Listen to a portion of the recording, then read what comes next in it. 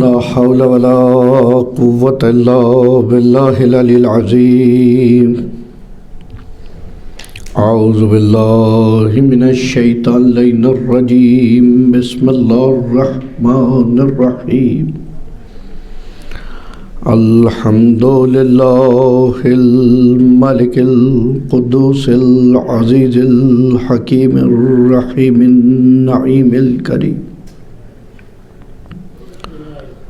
وهو الأول قبل كل أول والآخر بعد كل آخر. ووجب بالأولية أن لا أول أن ووجب بالآخرية أن لا آخر له.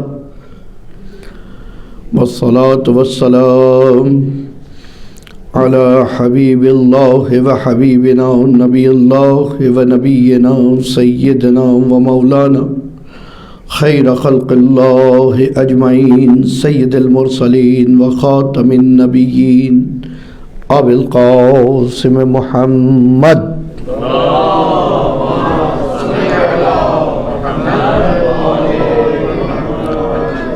والصلاة والسلام على أهل بيته الطيبين الطاهرين المعصومين المظلومين المنتجبين المنتخبين المنيبين الهادين المهديين وسيما بقية الله في الأرضين.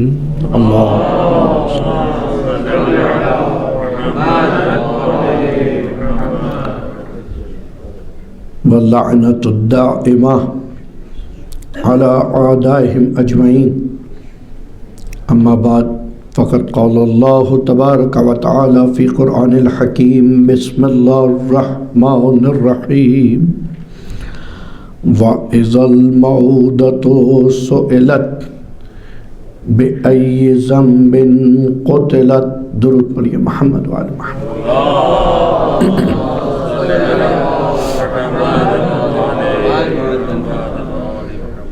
عزاداران امام حسین علیہ السلام، پرساداران امام ہادی کے فرزند امام عسکری علیہ السلام،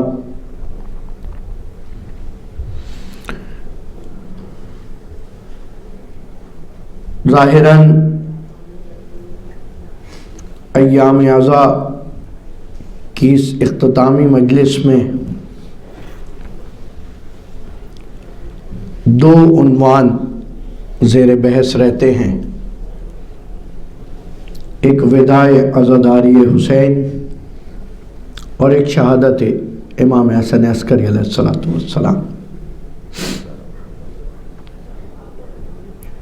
اسی حوالے سے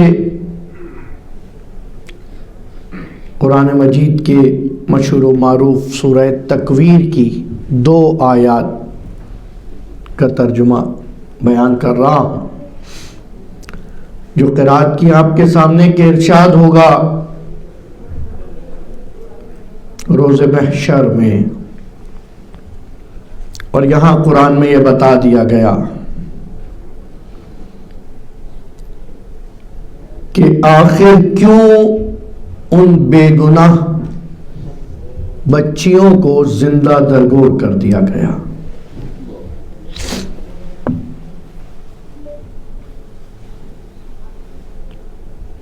جن بچیوں کی بات ہو رہی ہے زمان عرب میں، زمان جاہلیت میں، ان بچیوں کو بے گناہ صرف لڑکی ہونے کی وجہ سے زندہ سالم دفن کر دیا جاتا تھا. لیکن قرآن نے وہ اتنا سا ظلم جو کفار کے حوالے سے تھا، ان میں کوئی مومن تو نہیں تھا اس وقت بھی، جو مومن اور دیندار تھے ان کے گھروں میں بچیاں پروان چڑھتی تھی، بچیاں ہوتی تھیں. لیکن وہ جو ظلمات و تاریکی میں زندگی بسر کر رہے تھے، کفر و شرک میں زندگی گزار رہے تھے، وہ اپنی بچیوں کو زندہ درگور کیا کرتے تھے. لیکن قرآن مجید ان کے بارے میں بھی اتنا حساس نظریہ بیان کرتا ہے کہ حتیٰ ان کے بارے میں پوچھا جائے گا کہ کس گناہ میں انہیں دفن کیا گیا، کس گناہ میں انہیں مارا گیا۔ یہ اشارہ ہے اس حساسیت کی طرف، اس سینسٹیویٹی کو بتانا ہے کہ خداوند تعالیٰ کسی بھی طرح کا ظلم برداشت نہیں کر سکتا، چاہے وہ غیر مومن کے لیے کیوں نہ ہو۔ ٹھیک، قرآن سے ایک مثال۔ دوسری مثال سورہ بروج میں، وَقُتِلَتْ اصحاب الاخدود۔ اصحاب اخدود کیا کرتے تھے؟ گڑھا کھودتے تھے، اس میں بہت ساری فائر وڈ ڈالتے تھے اور اس کو جلا کے مومنین کو اس میں ڈال دیا کرتے تھے اور صرف کھڑے ہو کے تماشا دیکھا کرتے تھے۔ سورہ بروج۔ تو خدا نے کہا کیونکہ وہ ظلم دیکھ رہے ہوتے تھے، لعنت ہے ان کے اوپر، موت ہے ان کے لیے۔ خدا ظلم برداشت نہیں کر سکتا۔ پھر اس کے بعد قرآن مجید جیسے جیسے اپنے دین و مذہب کو پھیلانے لگا لوگوں میں، توحید سے بات شروع ہوئی، توحید کے بعد عدل و نبوت و قیامت کی بات ہوئی، امامت و ولایت کی بات ہوئی، اور پھر جب احکام کی بات آئی، جب چیزیں واجب ہونے لگی، جب نماز واجب کی تو کہا تم سے پہلے بھی واجب کی گئی تھی، تمہارے لیے بھی ہے، روزہ تمہارے لیے بھی ہے، تم سے پہلے والوں پہ بھی تھا، ریفرنس دے دے کے بات کی گئی۔ اور پھر قرآن مجید میں 10 سے زیادہ مقامات پر پیغمبر کو کہا گیا وَاذْكُرْ عَبْدِ ابراہیم، یاد کرو ہمارے بندے ابراہیم کو، یاد کرو ہمارے بندے یعقوب کو، یاد کرو ہمارے بندے ایوب کو، یاد کرو ہمارے بندے اسماعیل کو، یاد کرو ہمارے بندے ذوالکفل کو، عاد کے بھائی کو، یاد کرو۔ بار بار ریمائنڈ کرایا جا رہا ہے رسول کو۔ شریعت ابراہیم سے آج کے مسلمان کا کوئی تعلق نہیں تھا۔ تھوڑی دیر ساتھ رہے، اگر یہ مقدمہ سمجھ آ گیا بہت ساری گرہیں ذہن کی کھل جائیں گی۔ یاد کرو اے رسول، تم یاد کرو۔ یہ اسٹوری بک تھوڑی ہے قرآن، ہسٹری بک تھوڑی ہے کہ اس کے اندر سب کے نام نہیں، یاد کرو کیونکہ وہ لوگ حق پر ڈٹے رہے اور ظلم کے خلاف جہاد کرتے رہے۔ تو عزیزان، ہم عزادار تو اس قرآن کو اس طرح سمجھتے ہیں، یہ پیغام ان لوگوں کے لیے جو ہم عزاداروں کو یا ہماری عزاداری کو نہیں سمجھ پاتے۔ ہم جو یہ کام کر رہے ہیں، یہ جو آپ نے دیکھا 2 مہینے 8 دن اپنے گھر بار کو ترک کر کے ان سخت دنوں میں اتنی ریسٹرکشنز کے اندر، اتنے ایس او پیز کو فالو کرتے ہوئے، اتنے قوانین کو محفوظ رکھتے ہوئے، تمام شرائط کے ساتھ، اس کے باوجود سختیوں میں ذکر حسین کرنے کے لیے کوشاں نظر آئے، اس کی وجہ یہ ہے کہ ہم نے قرآن سے یہ سیکھا ہے۔ مظلوم کا سب سے پہلا نوحہ گناہ تو خود پروردگار ہے جو کہہ رہا ہے بے ای ذنب قتلت، اور خدا یہ جو فریاد کر رہا ہے قرآن میں بے ای ذنب قتلت، یہ مومن کے لیے نہیں ہے۔ تو بے درجہ اولا کل ایمان کے خانوادے کے ساتھ اگر ظلم و بربریت سے برتاؤ کیا جائے، اس کو کیسے بلایا جا سکتا ہے؟ قرآن میں جناب ابراہیم کو ذکر کرنے کا کیا فائدہ تھا؟ جناب ایوب کو ذکر کرنے کا؟ اب چلیں کہیں جناب ابراہیم سے تو حج پہ جاتے ایک تعلق ہے، جناب ایوب سے کیا تعلق تھا؟ جناب ذوالکفل سے کیا تعلق رہا آپ کا؟ جناب عاد سے، جناب شعیب سے، جناب موسیٰ سے، جناب عیسیٰ سے؟ اسلام کے اندر تو ان کے کوئی بھی ریچولز فالو نہیں ہو رہے نا، ان کی کوئی ٹریڈیشن آگے نہیں چل رہے، لیکن کیونکہ وہ خدا کی راہ میں تھے اس لیے ان کے ناموں کو بھی باقی رکھا جائے گا، ان کی سنتوں کو بھی باقی رکھا جائے گا۔ یہ فلسفہ ہے اسلام کا، قرآن کا۔ حق کام، سچ بات، ظلم کے مقابل میں جو جہاں بول کے گیا اس کو خدا زندہ رکھے گا۔ یہ کربلا صرف اور صرف غم منانا نہیں ہے، بلکہ ہم اپنے بچوں کو، اپنی نسلوں کو یہ بتاتے ہیں کہ دیکھو کربلا میں جتنی سختیاں تھیں آج تم پر کچھ نہیں ہے۔ آج تشیع کے خلاف، مذہب شیعہ کے خلاف جتنے محاذ ہیں وہ کیا ہے؟ تحریم اقتصادی ہے، مثلا اکنامکلی ہمیں ویک کیا جاتا ہے، ٹھیک ہے، میڈیا کے ذریعے، پروپیگنڈے کے ذریعے ہمیں ویک کیا جاتا ہے، ہمارے مقابلے میں طاقتوں کو لا کے کھڑا کیا جاتا ہے، ہمیں ویک کیا جاتا ہے۔ ہم تو اپنے بچوں کو یہ پیغام دیتے ہیں، دیکھو بیٹا جتنے بھی مشکل حالات ہوں کربلا سے سخت تھوڑی ہیں، جو اقتصادی حالات وہاں تھے وہ یہاں تھوڑی ہیں۔ جتنا پروپیگنڈا وہاں تھا کربلا میں حسین کے خلاف، جو لوگ لشکر یزید میں موجود تھے انہیں یقین تھا کہ یزید اہل بیت کا رکن ہے اور حسین حکومت کے خلاف بغاوت کر رہے ہیں، نعوذ باللہ۔ اگر آج تشیع کے خلاف پروپیگنڈا ہو رہا ہے تو اس سے ہمیں کوئی فرق نہیں پڑتا۔ آج قوم پریشان ہے کہ ان مشکل حالات میں ان لوگوں نے اس طرح سے ذکر حسین کو باقی رکھا۔ اور میرا سلام ہے تمام دنیا کے گوشے گوشے میں ذکر حسین کو بپا کرنے والوں پر، تمام والنٹیئرز پر، تمام آرگنائزرز پر سلام ہے کہ جنہوں نے ان حالات میں بھی اپنی تمام تر کوششوں کو بروئے کار لاتے ہوئے ذکر حسین کو باقی رکھا۔ اور یہاں پھر بھی بہت آسان رہا دوسری جگہوں کے مقابلے میں۔ آپ کو آج کل ذکر حسین پہ جان تو نہیں دینی پڑ رہی نا، دوسری جگہوں پہ تو اس مجلس کے لیے جان دی جا رہی ہے۔ چہلم کے دن 3 مرتبہ 3 سال مسلسل جتنے افراد حرم امام حسین میں تھے سب 40 سال پہلے، 50 سال پہلے صدام کے دور میں، صدام یہ سمجھتا تھا کہ اگر اس طرح ذکر حسین پہ آنے والوں کو اس طرح مارا جائے گا تو کل سے یہ آنے والے کم ہو جائیں گے۔ وہ غلط تھا، عزادار صحیح تھے، بلکہ صدام تھا، عزادار ہیں، فرق یہ ہے۔ عزاداری کے خلاف اٹھنے والے سب ختم ہو گئے، مفتی اپنے فتووں سمیت زمینوں میں دفن ہو گئے۔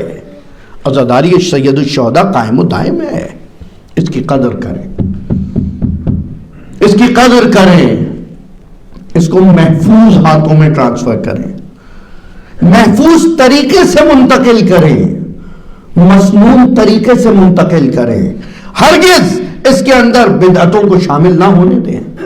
بہت ممکن ہے بہت ساری چیزیں آپ کو سمجھ نہ آئیں، بہت ساری چیزیں آپ کو سمجھ نہ آئیں، تو عزیزان ایک جملہ ان کے لیے، یہ راہ عشق و معرفت ہے، جہاں جو جتنی معرفت رکھتا ہے وہ اس طرح انجام دیتا ہے۔ اگر آپ کو کوئی چیز سمجھ نہیں آ رہی تو ضروری نہیں ہے اس پہ آبجیکشن کیا جائے۔ آپ ایک علم اٹھا رہے ہوتے ہیں، ہمارے بچے جاتے ہیں، وہ جاتے ہیں پورا آزاخانہ ساتھ لیا آ رہے ہیں، عراق اور ایران کے افراد، ایک اسٹک ہے اس کے اوپر 10 علم لگے ہوئے، 12 علم لگے ہوئے، 14 وہ ایک ساتھ لے کر آ رہے ہیں۔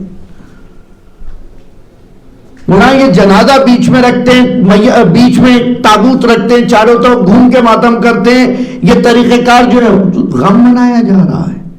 آج بھی میں نے خود دیکھا ہے افریقہ کی نہ جانے کتنے ممالک میں اسی طرح سے جنازے کو بیچ میں رکھ کے اس کے اطراف میں غم منایا جاتا ہے۔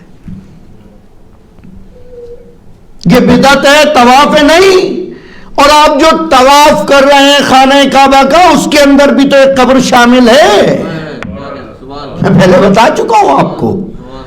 چاہے آپ قبر پہ جانے کو جائز سمجھتے ہو یا ناجائز سمجھتے ہو، ہر وہ حاجی جو جا رہا ہے اس وقت میں وہاں پر حج کرنے، ابتدائے حج سے لے کر آج تک، نبی ہو یا ولی ہو، حتیٰ اس وقت کے امام و نبی جب جا رہے ہیں، جب طواف کر رہے ہیں، تو اس طرح سے یہ خانہ کعبہ اور یہ خانہ کعبہ کے ساتھ ایک آرچ حجر اسماعیل کی 1.5-2 میٹر بعد، بیچ میں یہاں راستہ ہے، آپ طواف کرتے ہو یہاں سے گزر سکتے ہیں. کہا نہیں، اس کو شامل کرنا ہوگا.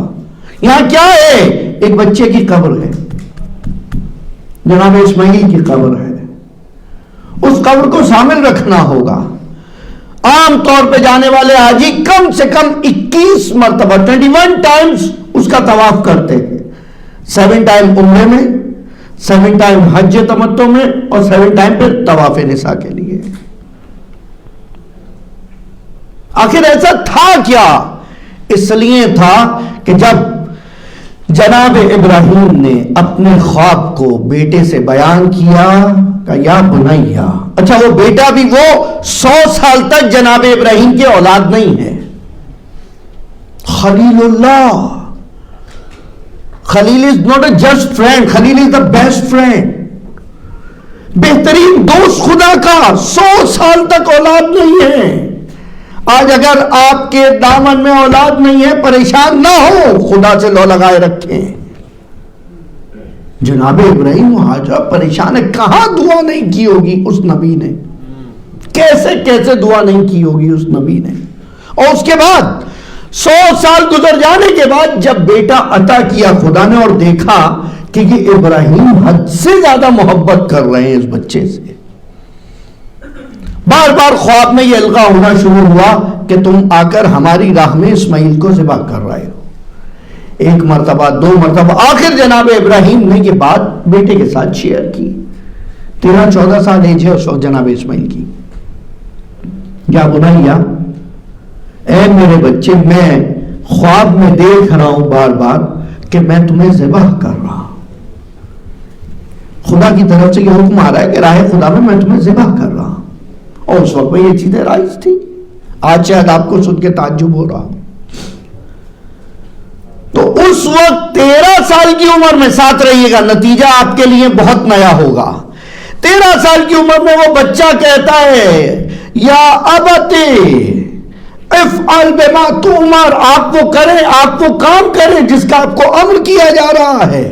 یعنی جناب اسماعیل کیونکہ تسلیم ہو رہے ہیں حکم الہی کے آگے، صرف حکم الہی کے آگے تسلیم ہو جانے والے کی قدر و منزلت اتنی ہے کہ اس کے بعد وفات کے بعد خدا نے اپنے گھر کے سائے میں دفن کروایا اور کہا تا قیامت اس خدا کے راستے میں سر کو تسلیم کرنے والے کی قبر کا طواف کرواؤں گا.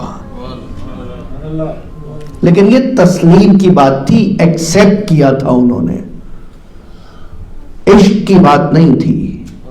معاملہ تھوڑا سا باریک ہے. آپ کو کوئی تکلیف ہو جاتی ہے، خدا نہ کرے، ڈائبٹیز ہو جاتی ہے، ڈاکٹر کہتا ہے آپ کا انگوٹھا کٹ کرنا پڑے گا. We have to cut your thumb. You have to do procedure and you have to accept. There is no other way. Just to survive. زندگی کا مسئلہ ہے، زندہ رہنے کے لیے انگوٹھا کٹ کرنا پڑے گا. آپ کہتے ہیں ٹھیک ہے کاٹ دو یار، زندہ تو رہوں گا. وہ بھی تسلیم ہے.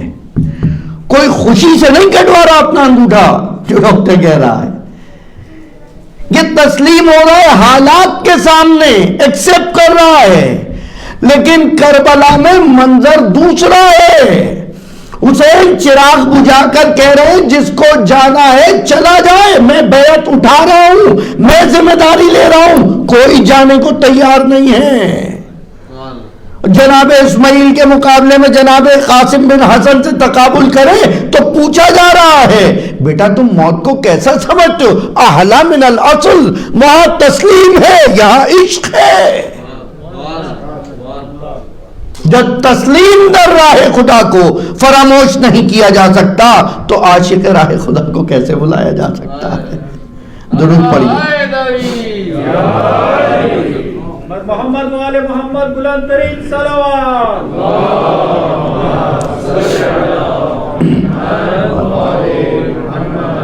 کربلا کا حساب ہی دوسرا ہے،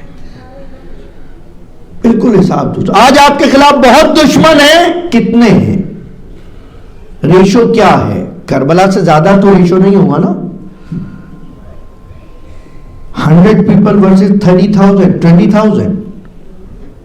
ایسا تو ریشو نہیں ہے ایک شہر میں آپ کے لیے, ایک مقام پہ آپ کے لیے, لیکن اس کے باوجود وہاں حوصلے جوان ہیں. پھر اپنا جملہ دوہرا رہا ہوں, کربلا مکتب امید ہے, جب تک کربلا زندہ ہے یہ امیدواری ختم نہیں ہو سکتی, یہاں تک کہ منتقم کربلا کا ظہور ہو جائے. صلی اللہ علیہ محمد. کربلا امید دیتی ہے ان سخت حالات میں. کل جنگ یقینی ہے, موت یقینی ہے. 2 رکعت نماز ہے امام حسین کی اس وقت. 2 رکعت نماز میں 30 سے 35 جملے ہوتے, 30-35 جملوں میں 40 سے زیادہ تیر لگے امام کے بدن میں صرف نماز کے وقت میں.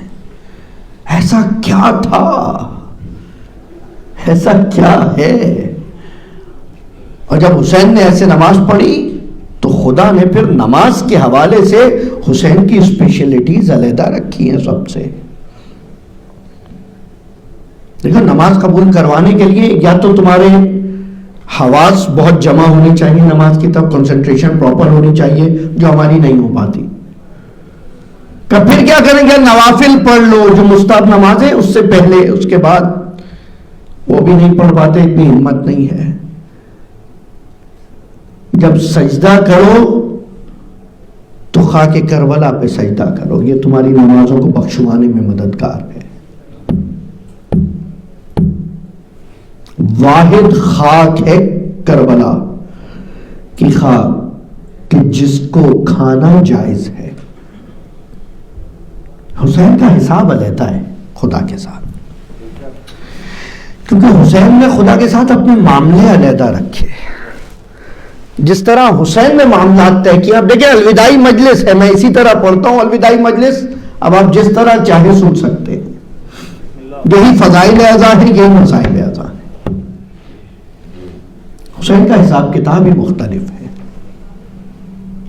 نماز جس کا سب سے پہلے سوال ہوگا, نماز جو کسی حالت میں ترک نہیں کی جائے گی, نماز جو کہ دین کا ستون ہے, وہی نماز سفر میں جب 4 رکعت والی 2 رکعت ہو جاتی ہے, کیونکہ آپ اپنے گھر میں نہیں ہیں, اجنبی ہیں, راستوں میں اسٹرینج ایریا میں گھوم رہے ہیں.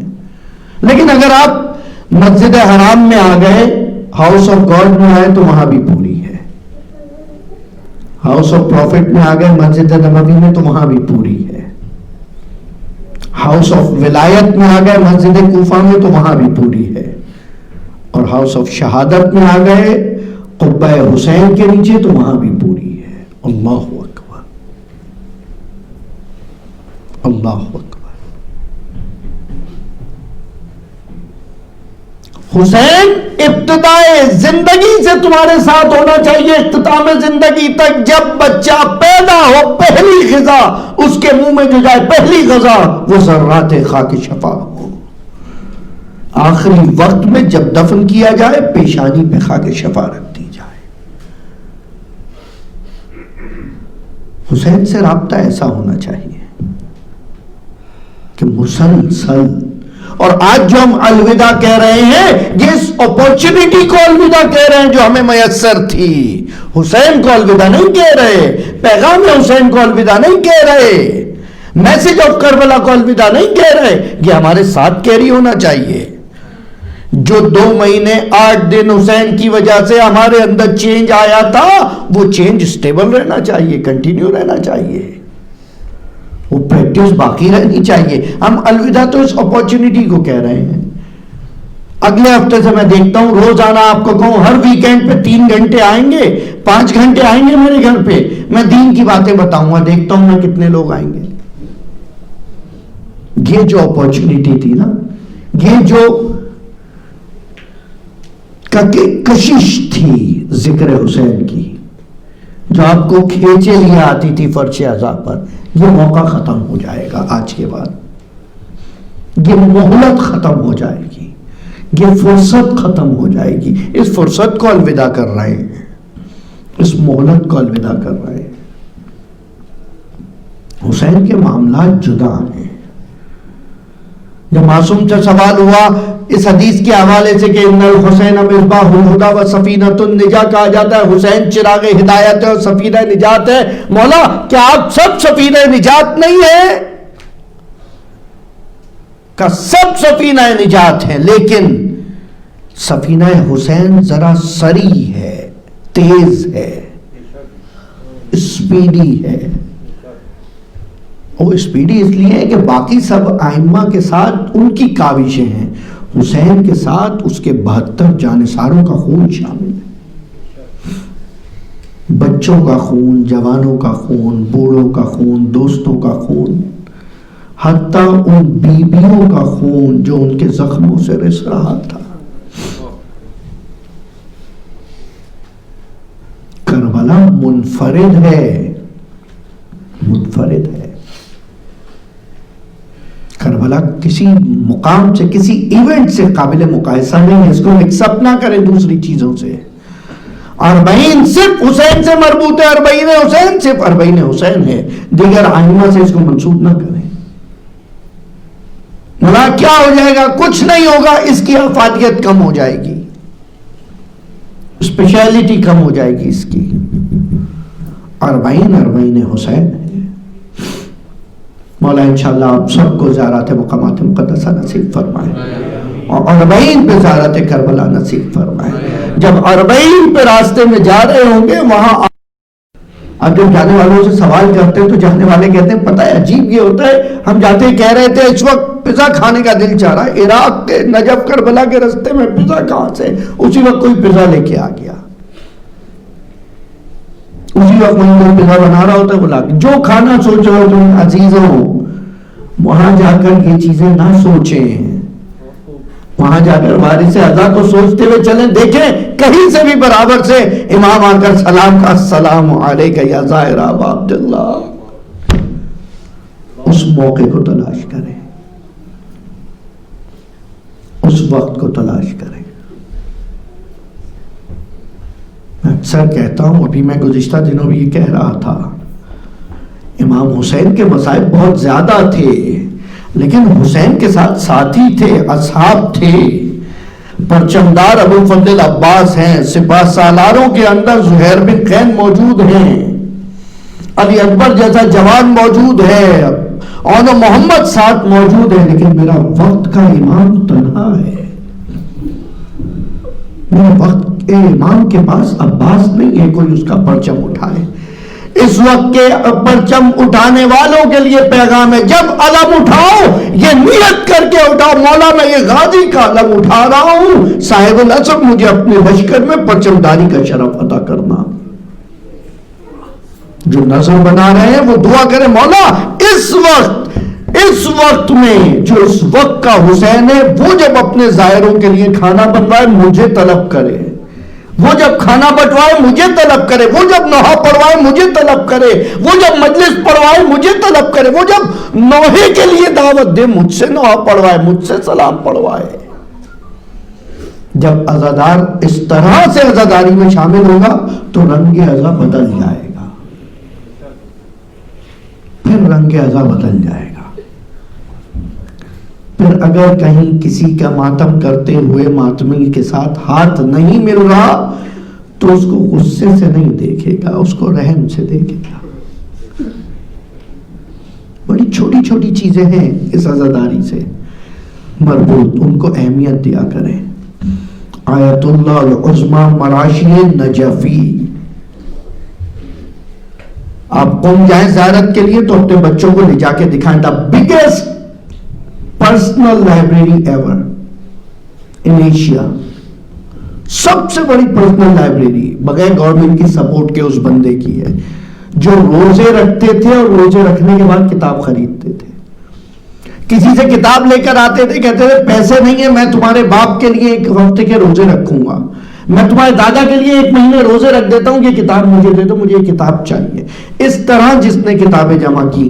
آیت اللہ مراشی نجفی، حرم بی بی معصومہ کے بالکل ساتھ خیابان عرب پہ ان کی لائبریری ہے، اور لائبریری میں جو مین انٹری پوائنٹ ہوتا ہے اس کے نیچے ان کی قبر ہے، ان کی وصیت کے مطابق کہ مجھے یہاں دفنانا، میں چاہتا ہوں کہ جب اسٹوڈنٹس لائبریری میں پڑھنے آئیں تو وہ میری قبر پہ سے گزر کے جائیں۔ اللہ اکبر۔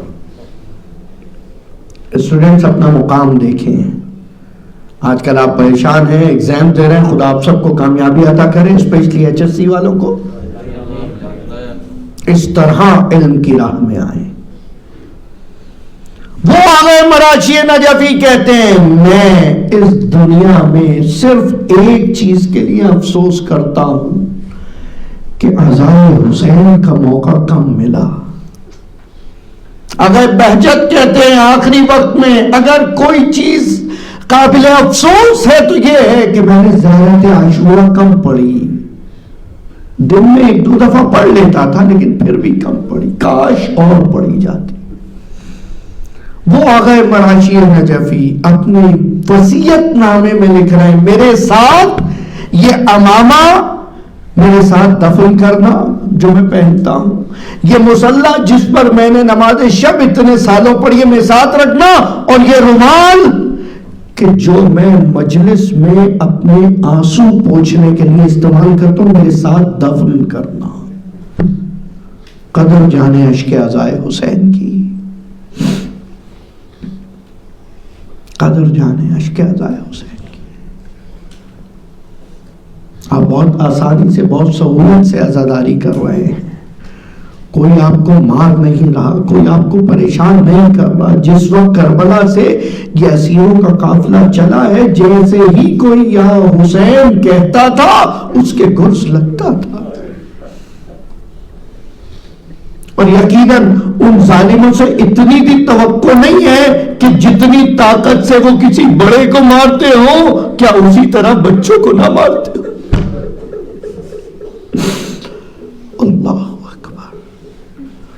اس کیفیت میں عزاداری حسین ہو رہی ہے، گریا ہو رہا ہے، اور سب کو چپ کرا دیا جاتا تھا، درے پڑتے رہتے تھے، کوڑے پڑتے رہتے تھے، لیکن حسین پہ گریا ہوتا رہتا تھا۔ آخر کیوں نہ ہو، ساتھ ساتھ نیزے پہ سر حسین چل رہا ہوتا تھا۔ کیسے ممکن ہے کہ 4-5 سال کی بچی جو باپ کے سینے پہ سونے کی عادت رکھتی ہو اب مسلسل اس راستے میں ہاتھوں میں رسن بندھی ہے اور ساتھ ساتھ باپ کا کٹا سر چل رہا ہے، اور پھر وہ گریا نہ کرے؟ اجرکم اللہ۔ الوداعی مجلس ہے، آج کھل کے گریا کریے۔ امام صادق فرماتے ہیں جب ہمارے جد پہ گریا کیا کرو اپنی آوازوں کو کھول دیا کرو۔ خدا کو یہ آواز پسند ہے جو غم حسین میں بلند ہوتی ہے۔ مولا ہمیں نہیں پتا، بہت سارے لوگ گزشتہ سال ہمارے ساتھ شریک عزا تھے، اس سال نہیں ہے، خدا معلوم اگلے سال یہ مہلت ملے گی نہیں ملے گی۔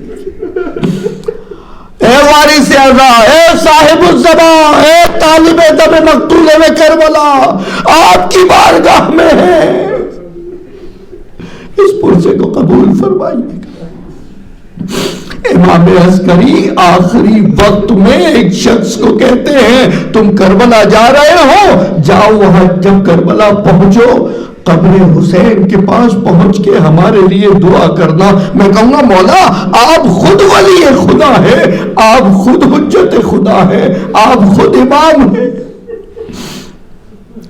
ولادت امام کی ہو 15 شعبان لیکن زیارت حسین پڑھی جائے گی، 21 رمضان زیارت حسین پڑھی جائے گی، عید کا دن زیارت حسین پڑھی جائے گی، بقرعید کا دن زیارت حسین پڑھی جائے گی۔ آخر ایسا کیا ہے؟ ہاں ہے یہ کہ حسین کے پاس جو کچھ تھا اکبر سے لے کر علی اصغر تک، عباس سے لے کر اور محمد و قاسم تک، ذوالجلال سے لے کر علی اصغر کے جھولے تک، جو کچھ حسین کے پاس تھا اس نے راہ خدا میں دے دیا۔ اب خدا ہر موقع پر حسین کو یاد دلاتا۔ اب خدا حسین کو بھولنے نہیں دینا چاہتا. دیکھو ہر وقت میں حسین کو یاد رکھنا, خوشی ہو حسین کو یاد رکھنا, غم ہو حسین کو یاد رکھنا. اسی لیے تو کہا بچے کی ولادت ہوئی ہے گھر پہ, ٹھیک ہے اسے خاک شفا چکھا دو تاکہ یاد تو رہے کہ کوئی حسین تھا کہ جس کے ساتھ اس کے احباب کو اس طرح بے دردی سے مارا گیا کہ وہ مٹی ان کے خون میں مل کر اب خاک شفا بن گئی. اللہ اکبر, اللہ اکبر, وہ مٹی خاک شفا. اور یہ ایام تو عجیب ہیں. ربیع الاول میں امام عسکری جمعہ کا دن ہے, 8 ربیع الاول کا دن, آخری وقت میں امام کے اوپر عجیب کیفیت طاری ہے. امام نے بچوں کو بلایا, وصیت کرنا, احباب کو بلایا, وصیت کرنا شروع کی. اسی وقت میں ہمارے وقت کے امام کو بلایا. اب شرک, میں تمہیں بشارت دیتا ہوں, انت حجت اللہ, کہ تم خدا کی حجت ہو. میں تمہیں بشارت دیتا ہوں کہ تم ولی خدا ہو میرے بعد. آپ سوچیں 5 سال کی عمر ہے میرے امام کی, امام وقت کی عمر 5 سال ہے. 5 سال کے بچے سے جوانی میں 28 سال کی عمر میں جانے والا باپ کہہ رہا ہے بیٹا بس آخری ملاقات ہے, اب ہم جایا چاہتے ہیں, لیکن کمال یہ ہے کہ اب تم غسل دو گے لیکن کسی کو دکھنا نہیں, کفن دو گے لیکن ملنا نہیں, کفن جنازہ اٹھاؤ گے, نماز پڑھاؤ گے, ہمیں دفن کرو گے. ارے میرے امام کو بھی باپ کا پرسہ نہ دیا گیا. اللہ اکبر, اجرکم اللہ, اجرکم اللہ. لیکن امام وقت نے یہ نہیں کہا کہ میں باپ کے اوپر مسلسل گریہ کرتا رہوں گا. اگر کہا تو کربلا کے لیے کہا, اے میرے جد حسین, مجھے پتا ہے آپ کو آپ کے گھر والوں کے ساتھ 3 دن کا بھوکا پیاسا مار دیا گیا. خدا کی قسم میں آپ کا امتحان لوں گا, اور اگر وقت نے تاخیر کر دی میں روز گریہ کروں گا, آپ پر روؤں گا, اور آنسو نہیں خون کے آنسو روؤں گا, اور سلام کرتا رہوں گا, السلام علیکہ یا خد الطریر. میرا سلام اس داڑھی پر جو اپنے خون میں رنگ گئی, میرا سلام اس رخسار پر جو مٹی میں آلودہ ہو گیا, میرا سلام ان بیویوں پر جن کے بازوؤں کو باندھ کر قیدیوں کی طرح گھسیٹا جا رہا, میرا سلام ان رخساروں پر کہ جن پر سورج چمک رہا تھا, میرا سلام ان لاشوں پر جنہیں پامال کر دیا گیا. ہمارا بس ہم الوداع کر رہے ہیں, لیکن ایک الوداع سنیں گے جو حسین کے احباب نے کربلا سے الوداع کی ہے. قافلہ کربلا آ گیا, اربعین کے موقع پر اٹھ کے جانے کی تیاری ہے. سید سجاد کہہ رہے ہیں چلو اب چلنے کی تیاری کی جائے, قافلہ تیار ہے. ایک ایک بیوی کو اٹھایا جاتا ہے, کبھی سکینہ کو یاد کر کر رباب روتی ہے, کبھی اصغر کو یاد کر کر روتی ہے, کبھی حسین کو یاد کر کے روتی ہے. اس ماں کو کوئی ہماری تک نہیں لے جا رہا. بی بی زینب آئی ہیں, بیٹا سجاد تم جا کر رباب کو بتاؤ.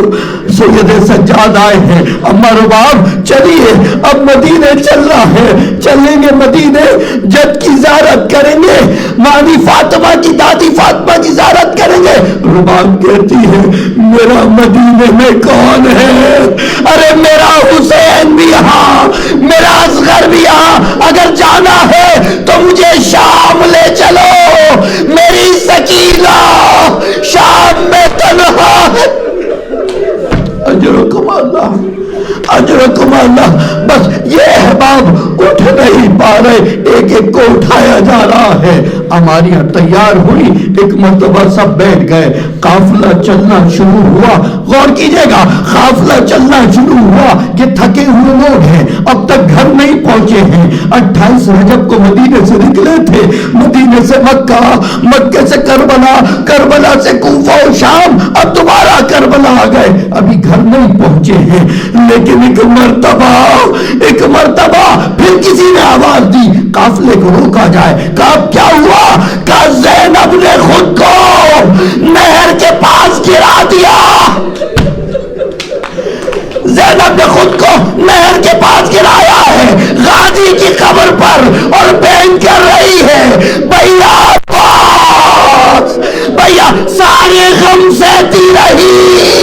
जब मुझे कहते थे ये कैदी है, ये हुसैन की बहन, जब नाम लेते थे ये अब्बास की बहन से, अलविदा अब्बास, अलविदा हुसैन, अलविदा।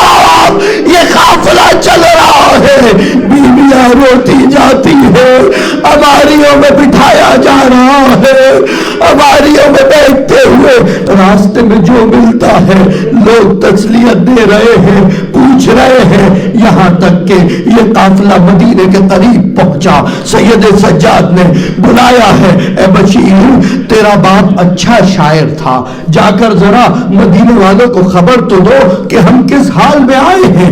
बशीर ने जाकर मुनादी करना शुरू की है, काफिला हुसैन लौट रहा है, लेकिन जो साथ गए थे अब वो नहीं आएंगे।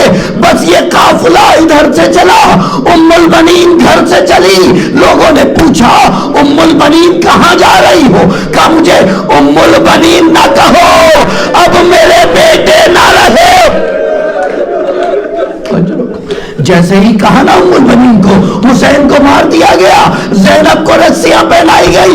उम्मुल बनीन कहती है अरे मेरा अब्बास कहां था? काफिला आ रहा है, बस एक मंजर बयान करना चाह रहा हूं, पूरी आमद नहीं पड़ सकता। काफिला मदीने में वारिद हुआ, हर चाहने वाला अपनों को तलाश कर रहा है, कोई बीवी बच्चे तलाश कर रही है, कोई बहन भाई को तलाश कर रही है। एक एक हमारी के पास जाती है और पूछती है मेरा भैया असगर जब यहां से गया था गोद में था, अब तो बड़ा हो गया। अजरो कुमाला आपकी औलाद सलामत रहे, बाबू लवाई असगर के सदके। अरे कैसे बताए रुबाब, असगर वापस ना आया। अजरो कुमाला अब्दुल्ला आगे आए हैं, बीमार हैं, असा हाथ में लिया है, सैयद सज्जाद से मिले हैं, तसलियत ली है। कहा ज़ैनब कहाँ है? कहा हमारी में है। अब्दुल्ला आखिरी काफिले तक आ गए, वापस सज्जाद के पास आए, बस आखिरी रिवायत है, वापस सैयद सज्जाद के पास आए। कहा सज्जाद मुझे ज़ैनब नजर नहीं आ रही। कहा नहीं हमारियों में है, फिर गए हैं, फिर ज़ैनब नजर नहीं आ रही। एक मर्तबा सैयद सज्जाद ने कहा मेरे साथ आइए, एक हमारी के पास ले जाके खड़ा कर दिया।